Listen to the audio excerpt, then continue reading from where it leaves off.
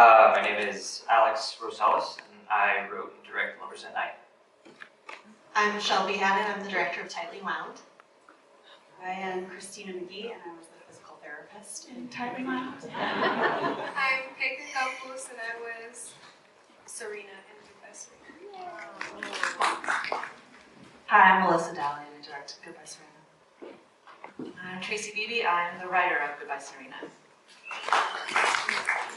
Hey, I'm Miguel Alvarez, and I directed Atlantic City. Matt Tisdale, one of the producers for By Dan Jenkins. And I'm Kelly Lipscomb, I directed By Dan Jenkins. I'm Harold Fisch, I'm the writer, actor, director of Muerte. Garcia, I wrote and directed Tempestad. I'm Miguel Garcia, I was Alex in Tempestad. Garrison Blackburn, I was the director of photography for The Wilderness. I'm Agustin Navarro, and I directed The Wilderness. And I'm Zachary Jones, I wrote The Wilderness. Awesome. Thank you so much, guys, for making some time to be here for the screening and the premieres for your films. To get us started with, I guess this is the sort of simple or idealistic question, but essentially, what was the spark for you guys for the stories that you all shared with us here today? Starting down here. Let's see, I wanted to apply to grad school, and I didn't have anything 2 years prior to this, so took, let's see, 3 weeks before the deadline, I made this and turned it in, and they bought it, so I'm a first year grad student at UT.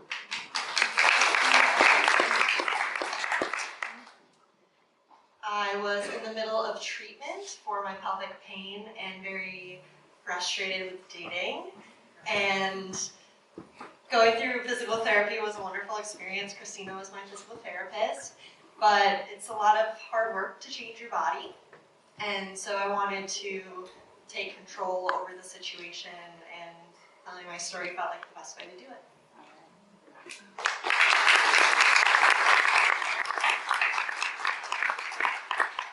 I was challenged to write a story about the Gulf Coast of Texas, and came up with the idea to write something about the places we go that we develop memories of our loved ones, and it just, the story kind of was born from that.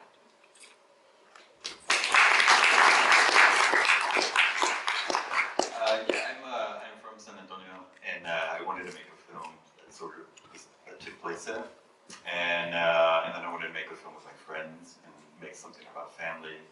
And then I also happened to be listening to a lot of Towns Van Zandt at the time, and all just sort of mixed them together, and we made Atlantic City.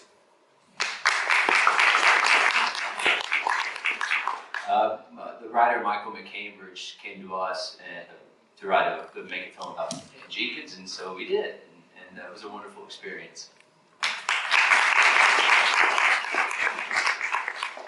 I guess I was going through a hard time. I lost my mom a couple of years ago, and I've been very dedicated to being an actor in Texas and doing this whole thing, and I had this great group of people with me, and I had this opportunity to make something that I really wanted to make, and I worked on it for about 2-3 years, actually, honestly. It was, I don't know, like 1,000 different things before it became just this little short film. But I mostly am just lucky to have some great people that help me along to get here.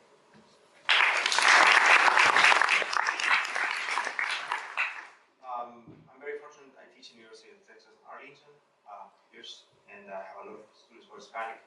And when the administration came and the Dreams Act was put on hold, it was a very shocking experience for me. My students and I realized how many of my students are dreamers. And so that was the beginning of the story. I started doing research last summer, all summer with students and people, etc. So I came out with a story about mixed family, Miguel family. And also my father passed last year, and he usually used to buy the fruits exactly the same.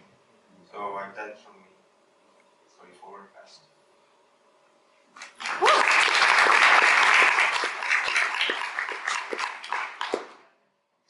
huge history nerd, and I like 5-6 years ago I was watching Band of Brothers, of course, and the only scene that I like couldn't sit through, that I had to like walk away because it was too emotional, was the one where one of the soldiers gets mortally wounded and he's dying, and his friends are trying to save him and they can't help him. And I'm really interested in the Civil War, and I thought, I wonder what that experience is like from the other side, like being the one who pulled the trigger as opposed to being the one whose friend is dying. And what's nice about putting it in the Civil War is both sides speak English, so they can, if somebody's calling out in the darkness, they can understand each other. So, yeah.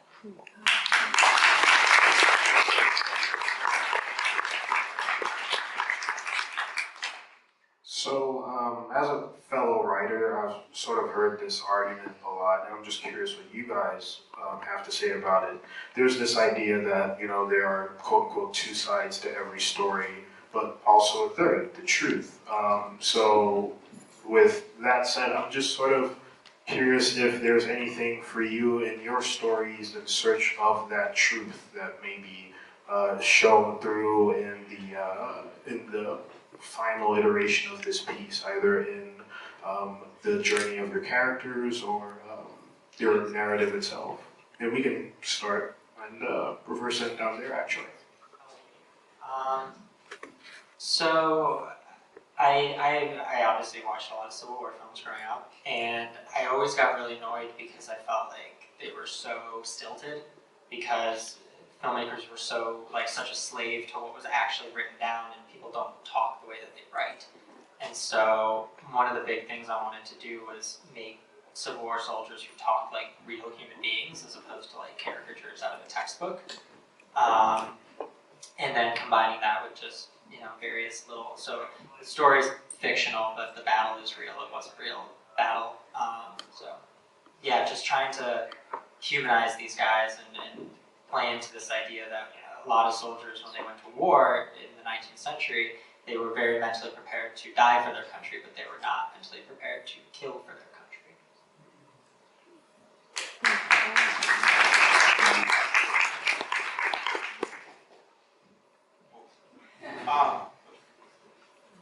I think I was trying to find a lot of stuff that I could include in the story, because there is a very complex issue in the life of people who are not documented. They're still working and they're still giving everything to their families.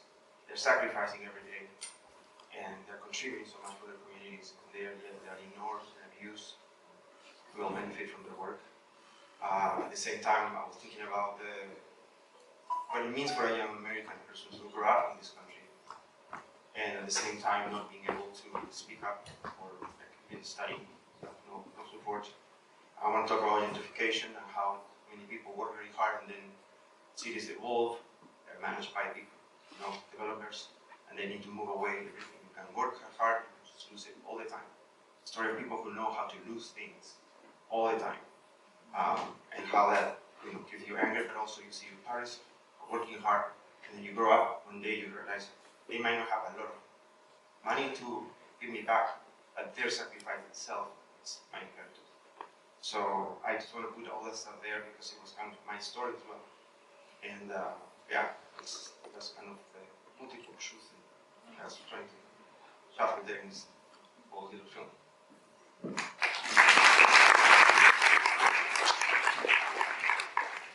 I think one of the most painful, destructive things you could do to yourself is say you want to be an artist. I think everyone kind of goes through a cycle of that, and even if you don't realize it, we're going through the same cycles that other people have gone through over and over and over again.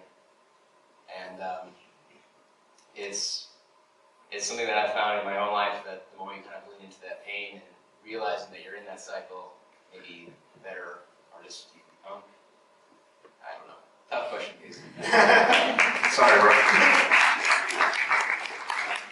I used to read Paris Review interviews with novelists when I was younger, and they would all talk about when they found their voice. When they learned how to write honestly, they found their voice and they found success. And it puzzled me as a child. When we were making this film about Dan Jenkins, I think he's one of those rare souls that found his voice, his honesty early, and so that was what our film was about.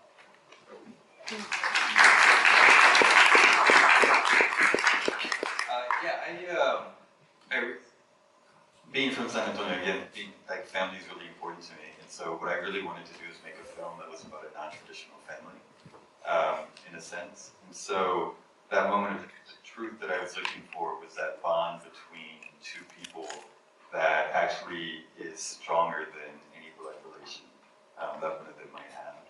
And so that's what I was trying to build the film around. And then allow them to bring somebody else in, bring the girl in, who ends up being like another member of the family. But yeah, it was just an attempt to tell really a story about a family. I think sort of the idea that it's better to have loved and lost than never to have loved at all has always been a piece of my stories. I think that the love that we have for our children and our parents surpasses, nothing else surpasses it. And the idea that, yeah, the loss is so painful, and having to say goodbye is maybe the hardest thing we ever have to do, especially for a child. But would we give that up? Would we give all of the experiences and all of the memories and all of that love up in order to avoid the pain?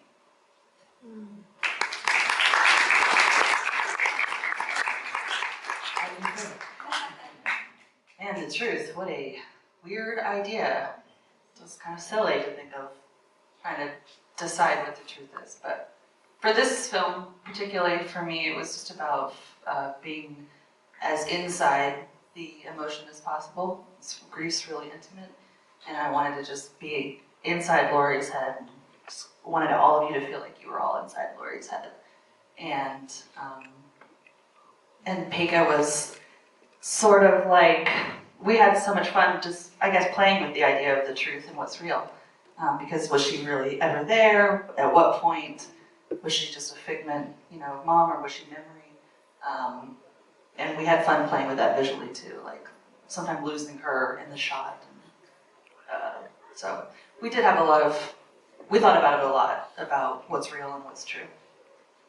Oh, and my truth is that I'm going to shamelessly plug my other project. Everybody go to my website. My 2 episodes of my web series just premiered this morning, and there's lots of truth in that. So there. I guess as an actress, truth that you always have to bring out is, whenever you're playing a character, to really become attached to that alter ego, and you want to be able to get inside of their head as an actress or actor. And that's what I really had to do with Molly, and just really try to comfort my mom, in the movie, because I was still very real to her, and yeah, we talked a lot about that. Your function, you weren't really you. You were a piece of yeah, your mom, exactly. Her imagination, and I had to make both aspects come alive. Projection up.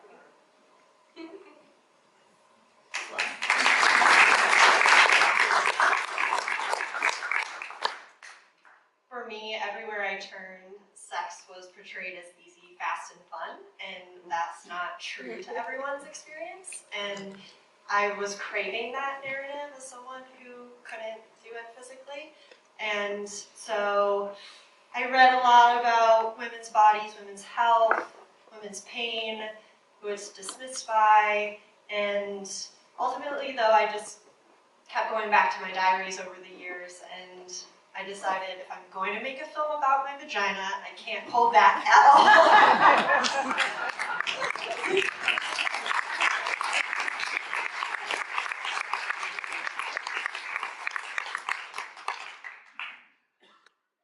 So I like to consider myself a bit of a hopeless romantic. And so I remember, this was kind of one of those projects that, it just comes together really quickly because you kind of just feel this feeling so vividly. And so naturally, the first person I showed this to is my girlfriend, and she's like, "What is this?" I was like, "Don't worry, it's not about you." It was just, I tried to figure out what's something that's universal, even people who don't go through or have experiences with relationships like this, how can I kind of figure that out?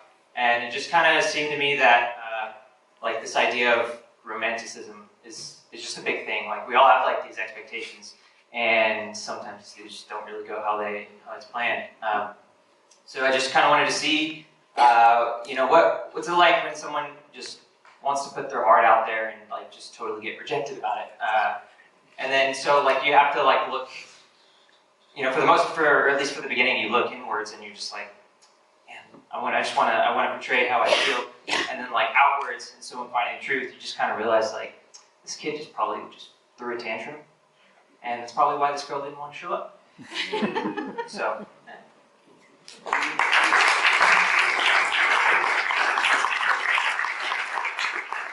Alright guys, we have maybe a couple minutes here, so I would love to open it up for any quick, keyword quick, audience questions, if there are any. Feel free to raise your hand. Oh, right in here.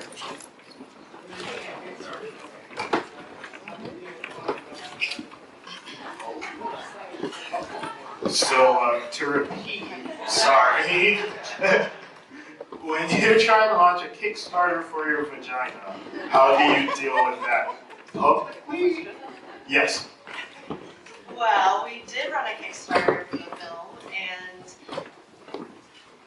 I guess for the Kickstarter and for the whole film, there are just kind of different ways to phrase it and educating people on pelvic floor dysfunction and what that means and how it affects lots of different people in lots of different ways.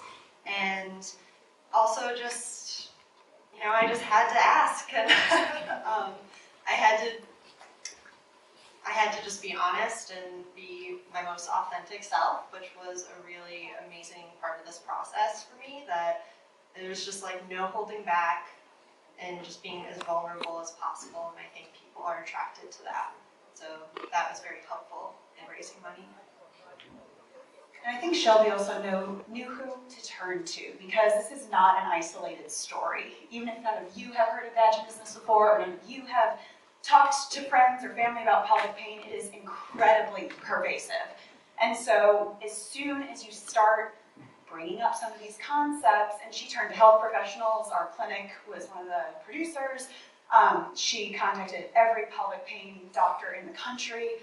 When you start talking to people like that, everyone knows everyone, knows everyone, knows everyone, because all of our patients have the same or very similar stories to tell. So when you open up that dialogue to other people suffering from the same thing who have never been able to tell their story, suddenly everyone raises their hand and says, yes, please speak for us, because you're the only one brave enough to do that.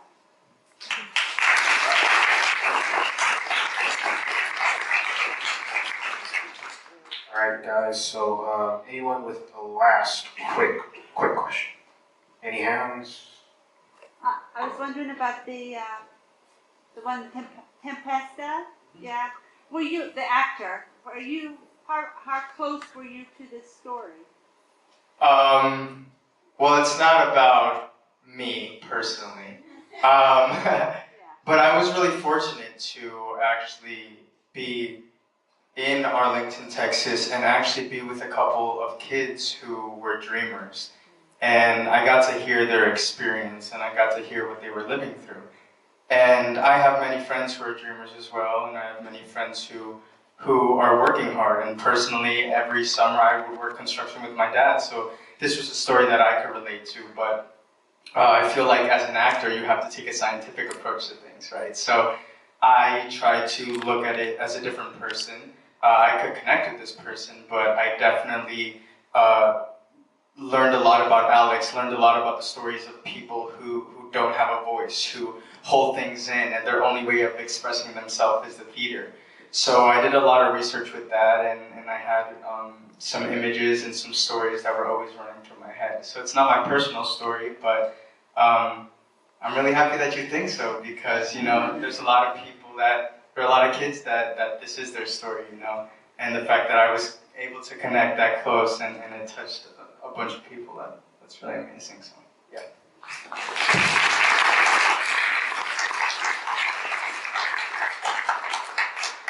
Alright guys, unfortunately, we're going to have to close it. Oh.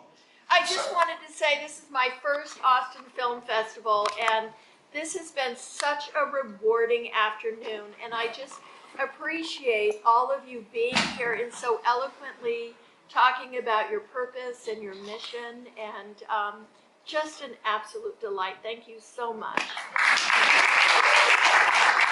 Everybody would like to come have a drink with us. We're all going to the Zach's across the street, Apartment Springs.